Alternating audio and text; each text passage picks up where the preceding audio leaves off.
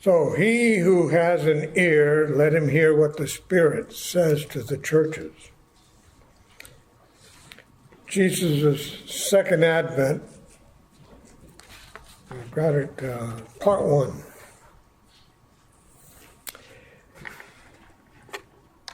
Well, some or many commentators have described Matthew chapter 24 as one of the most difficult sections to interpret within the Gospel of Matthew.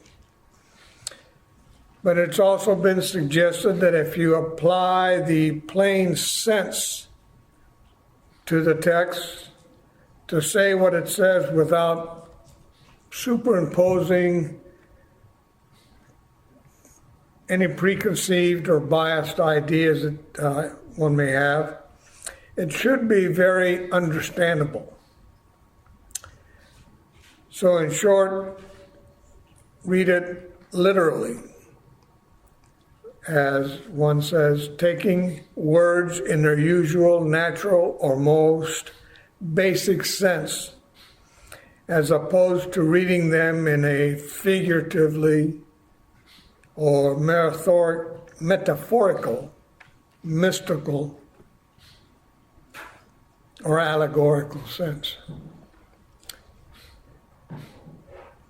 And maybe we should take the entire Bible, all the scripture, in that way. Maybe we should come to the scriptures like children, totally dependent on this teacher, who is the Holy Spirit. Don't try to add anything to the text or look for any hidden secret meanings. There's a lot of warnings against that. In Deuteronomy chapter 4, again, chapter 12, Proverbs 30, verse 6, Jeremiah 26, in the second verse, 2 Timothy chapter 2, verse 15, and in Revelation chapter 22, verses 18 to 19. So I guess if the plain sense of the text makes good sense in context, they say one should not seek to make other sense out of it, lest it ends up making no sense at all, or as one put it, a bunch of nonsense. Especially so when you read it into the statements that seem to be predictive of the future events. A quote from John MacArthur. He says, "The teaching of the Olivet Discourse is much debated, and it's frequently misunderstood, largely because it is viewed through the lens of a particular theological system or interpretive scheme that makes the message appear complex and enigmatic. But the disciples," he continues, "were not learned men, and Jesus' purpose was to give them clarity and encouragement, not complexity and anxiety. The intricate interpretations that are sometimes proposed for this passage would have left the disciples utterly dumbfounded. So it's preferable to take Jesus' words as simply and as straightforwardly as possible." Ray Stedman, if you don't know who he was a well-known pastor, professor at Dallas Theological Seminary, says that there are many predictive passages in both the Old and the New Testaments but none is clearer or more detailed than the message delivered by Jesus himself as he sat on the Mount of Olives overlooking the city of Jerusalem.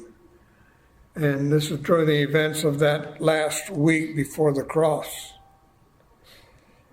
He continued saying that these words have immense significance for us, for they are a revelation of the ultimate fate of the earth. So from that point on, which would be 32 AD, Jesus is looking forward to tell the destruction of the city of Jerusalem, the disturbances connected with that one singular event. He looks across the centuries and outlines the perils that lie between his first and his second coming. So he's describing the very age that we happen to be living in right now. He looks past his present day to that time which he calls the end of the age. And there he sets its events before us in searing and very vivid detail, culminating in his own return to earth and ushering in a brand new day. Well, Jesus' teaching in this discourse is in reference to Israel. Israel, not the church. Christ was speaking of God's future program for Israel. Now, there are other passages that you have to consider when you're studying the Olivet Discourse. Daniel chapter 9, verses 24 and 27. In Revelations, from chapter 6 all the way through to chapter 19, which refer to the future event, which is that 7-year period called Jacob's trouble or the tribulation. God's program for the church concludes, of course, what many call the rapture, the catching up, the taking away, the kidnapping, the snatching away, which is not taught in the Olivet Discourse. The rapture, the rapamere, the snatching up of the people, which is the church, you will find in John chapter 14, verses 1 through 4, 1 Corinthians 15, 51 to 52, and 1 Thessalonians 4, verses 13 through 18. We'll probably be getting into that more much later on. What were the prophetic expectations of the Jews at that time? Now, for centuries, they'd been subdued by one foreign tyrant after another. In 522 BC, of course, the northern tribes, they were conquered, assimilated, and dispersed by the Assyrians. Then in 586 BC, the southern kingdom, Judah, which included Benjamin, was conquered by Babylon.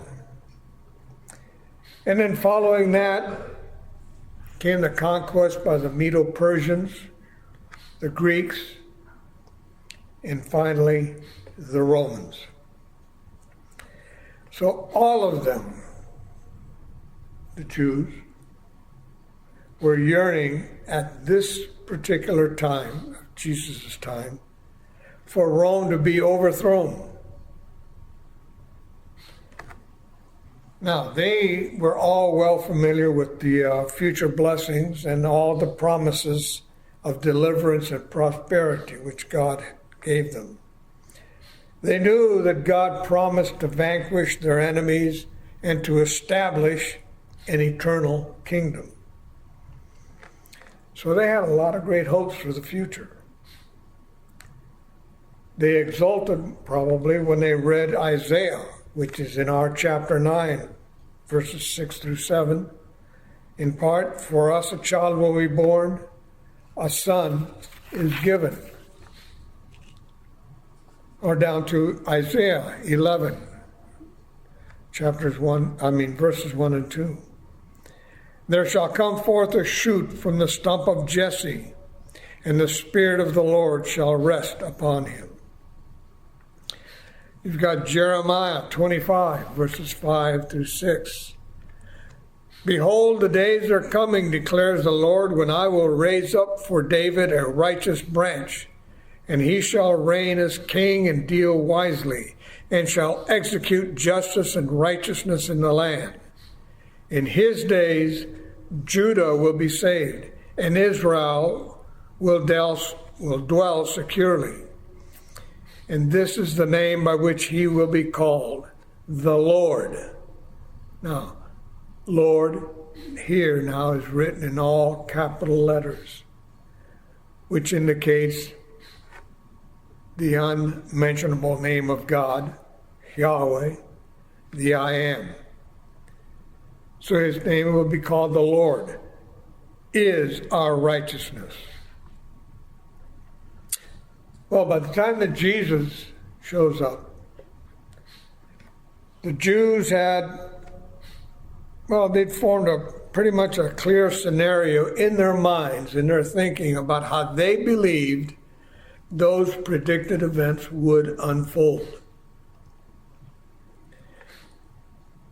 There's a book, fairly good book, by Emil Schur, called The History of the Jewish People in the Time of Jesus. And it was published in 1893. And he details in it a lot what the expectation of the Jews were at that time. So to summarize it, the Jews that then believed that with the establishment of the Messiah's kingdom, there would be an eternal age of peace and righteousness and divine glory. These views of the coming of the Messiah, or the Christ, were extrapolated from Old Testament teaching, and they closely correspond to New Testament premillennial doctrine about his second advent. The big difference was that those Jews didn't have any knowledge of Jesus coming twice. The first time to offer himself as a sacrifice for the world's sin, and the second time to establish his millennial kingdom. So when John the Baptist appears on the scene, the people's interests were raised, they were piqued. He came reminiscent of the preaching of Elijah. They would have had to recall the words of the prophet Malachi. Behold, I will send you Elijah the prophet before the great and awesome day of the Lord comes.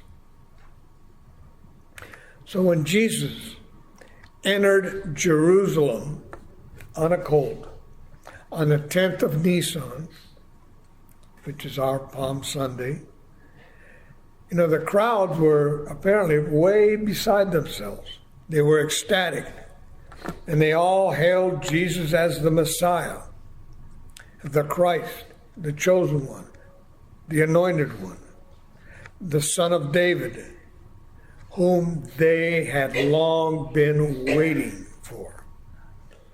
Find that in Matthew 21, verse 9. So all of this had to be on the minds of the disciples, at least the 12. Now, though Jesus' predictions that he must suffer and die and be resurrected still didn't register with them. I don't know if it would have really registered with us if we were there. Did they discount them? Did they try to rationalize it, spiritualize it into something other than a literal, physical, historical reality that he would die and be resurrected? Who knows? Again, they're no different than me and them, you and them and us.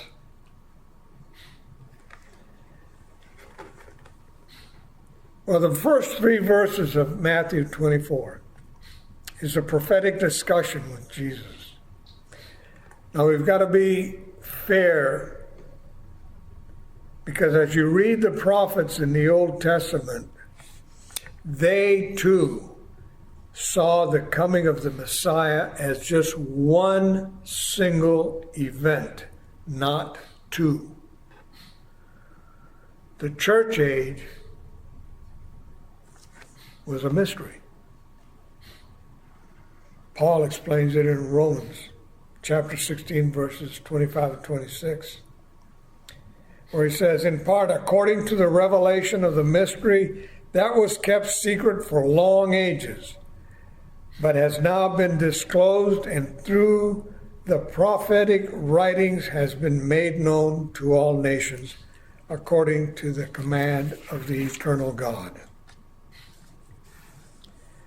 So because of all the tribulations that Israel had experienced all those years, and because Jesus declared himself as the Messiah and said that John the Baptist was his forerunner, and that he accepted the Messiah acclaims of the people at the beginning there of that last week on the 10th of Nisan. It stands to reason that it would think that the sequence of events would continue as they were exposed, or expected actually. The disciples had to be certain that Jesus now is going to show his great power over the nations that would end up rising up against him. Verses 1 through 2. I'll just read it here. Jesus came out from the temple and was going away when his disciples came up to point out the temple buildings to him. And he said to them, do you not see these things?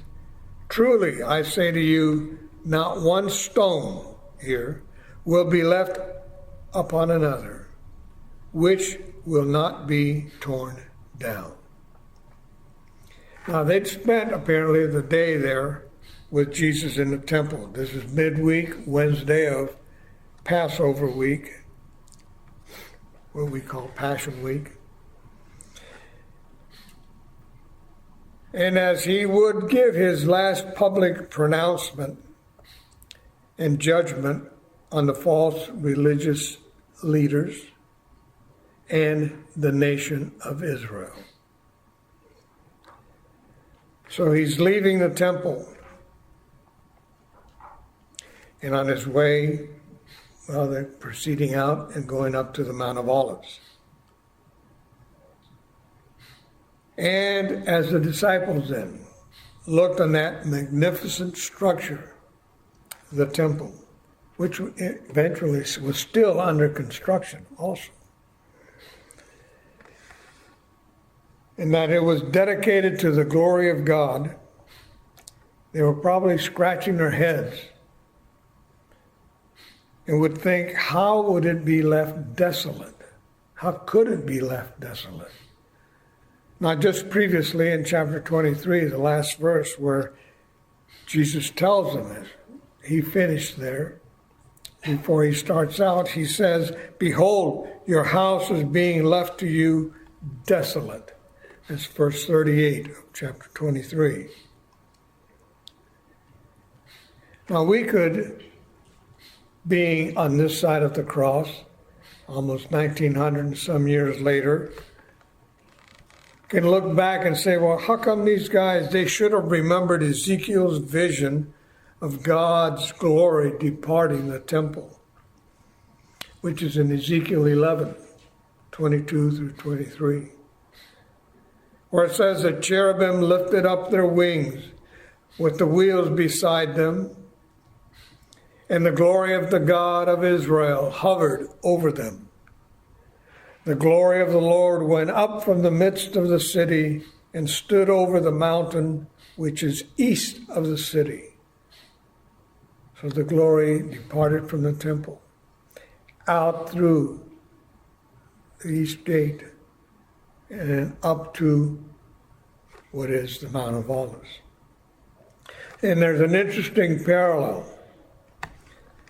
Jesus takes the same route from the temple out of Jerusalem up to the Mount of Olives, where he will eventually ascend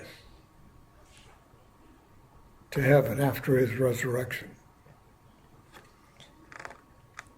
Well, 33 years later, in 66 AD, begins the sacking of Jerusalem by Rome, and over 1 million people will be killed, and the temple will be completely destroyed by 70 AD. And to this very date, today, not one stone of the original building is left standing. You have the Wailing Wall where everybody goes to pray and they put their prayers on paper and they place it between the stones. But that wall was not part of the actual temple. But all the stones can be seen, which have been left strewn. So the disciples, well, they probably were shocked as they realized that their temple was going to be destroyed. So maybe they were thinking that Jesus would purify Jerusalem, and right after that, he would destroy the nations and install his kingdom. Well, they get up to the Mount of Olives, and Jesus sits down and tells us in verse 3, the disciples came to him privately, saying, "Tell us, when," I emphasize that, "will these things," that I'll emphasize, "happen? And what will be the sign of your coming and the end of the age?" Now, for some time, the disciples were probably convinced that the kingdom was going to appear right away. In Luke chapter 19, verse 11, when Jesus was talking to Zacchaeus, and then he continued on with the parable of the 10 servants and the money usage. And it says that as they heard, the disciples, these things, he proceeded to tell a parable because he was near to Jerusalem, and because they supposed that the kingdom of God was to appear immediately. So in the context of the situation and in their frame of mind, the word "when" seems to imply immediacy. Maybe the next day, or by the end of the week, or no later than the beginning of the following week. Just when, you tell your children, "Hey, we're going to get a new car." And the first word out of their mouth is "when?" And they're thinking, "This afternoon? Are we going now? Or we're going to go to Disney World." When? Hey, maybe by the end of the week. Well, these things referred to what he had just talked about. They were expecting everything to unfold quickly, one right after the other. So what's going to be the sign of your coming? What's the first indication going to be? How are we going to know when these events will take place? When are they going to transpire? So it seems that they were expecting this just like the prophets did, as one single continuing event. They, at that particular time, did not have any understanding of the church age that's going to be between the two comings. It's been now 1,980 some odd days since that time. They were probably thinking in terms of maybe there was going to be a great sign that's going to be appropriate for his coming. A brilliant light maybe in the sky, or the sky, daylight will turn dark, right there at midday. And maybe it was exciting as they thought of the imminence of his millennial kingdom.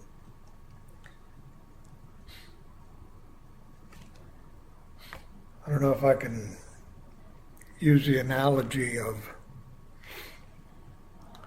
Panama in 1989 when I was there, and the year or so before that. Boy, things were really tough. There was an embargo against the banks. People couldn't take the money out of the banks unless you had some pull, which my mother did. Fortunate for her. People were waiting for somebody to do something to get rid of who they called Pineapple Face, Noriega, and all the money laundering and the drug trafficking going through.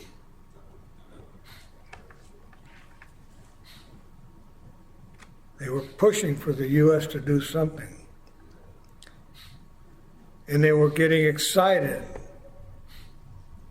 as things kept getting worse of the expectancy of something that was going to happen immediately, or the imminence of something coming up. Well, eventually it came, but I don't know if that's a good analogy or not. If you weren't there, you wouldn't probably know what I mean. Even after the resurrection, they still held to the same anticipation that they had.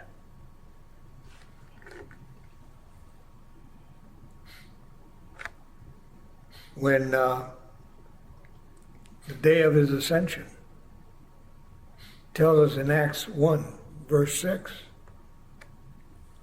he walked up to the Mount of Olives, and right before he left, they still said, "Hey, Lord, will you at this time restore the kingdom of Israel, or the kingdom to Israel? Are you going to do it now?" His death and his resurrection heightened the anticipation that they had.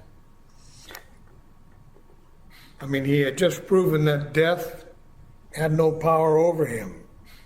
It was time for him to proclaim himself as king and destroy his enemies. Get rid of Rome right now. Do it. And let's inaugurate this kingdom.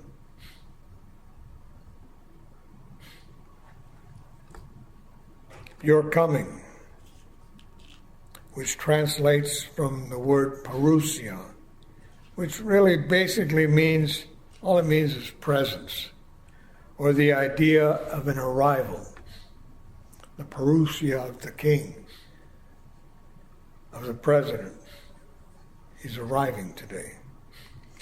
Now, some commentators say that you can paraphrase the question, what's the sign of manifesting yourself in your full, permanent presence as Messiah?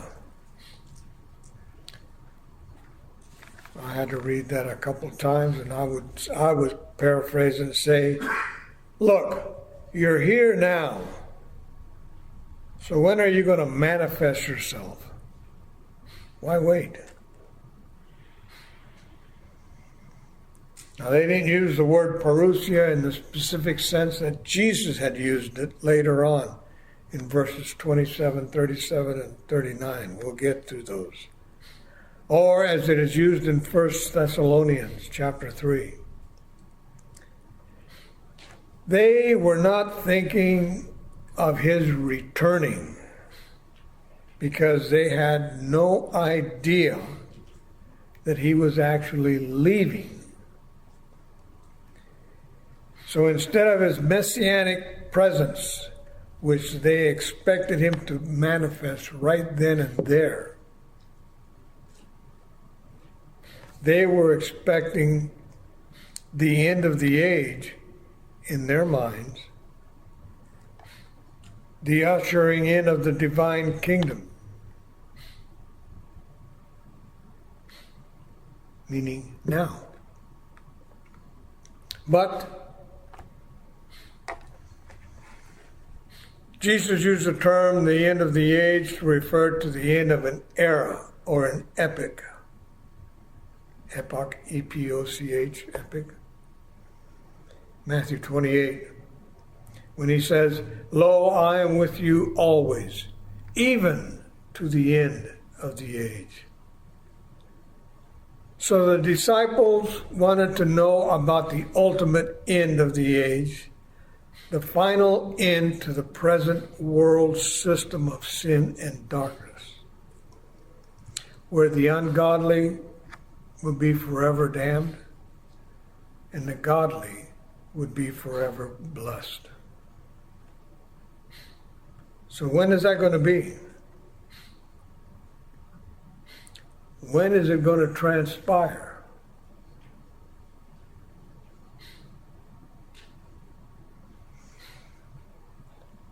We've got the same questions today, I believe.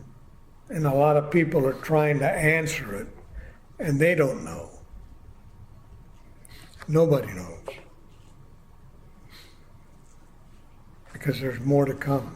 There's still what Jesus refers to as birth pangs or labor pains. And we'll continue with the discourse next Sunday.